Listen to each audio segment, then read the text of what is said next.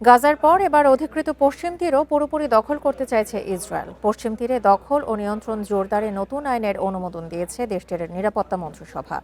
এতে পশ্চিম তীরে ইহুদি বসতি স্থাপনকারীদের জন্য জমি কেনা ও দখল করা আরও সহজ হবে। ফিলিস্তিনিদের ওপর নজরদারি ও আইন প্রয়োগে ইসরায়েলি কর্তৃপক্ষের ক্ষমতাও বাড়ানো হচ্ছে। ইসরায়েলি সংবাদ মাধ্যম হারেটজ বলছে, নতুন সিদ্ধান্তের মধ্যে রয়েছে কয়েক দশক পুরনো যেসব বিধিনিষেধ পশ্চিম তীরে ইহুদিদের জমি কেনার সুযোগ সীমিত করত সেগুলো বাতিল করা। এছাড়া কিছু ধর্মীয় স্থানের প্রশাসনিক নিয়ন্ত্রণ ইসরায়েলি কর্তৃপক্ষের হাতে নেয়ার উদ্যোগও রয়েছে।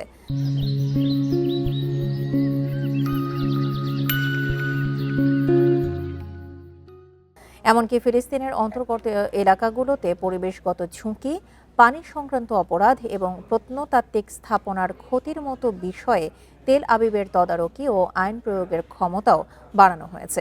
এসব পদক্ষেপকে বিপজ্জনক ও অবৈধ আখ্যা দিয়েছেন ফিলিস্তিনের প্রেসিডেন্ট মাহমুদ আব্বাস।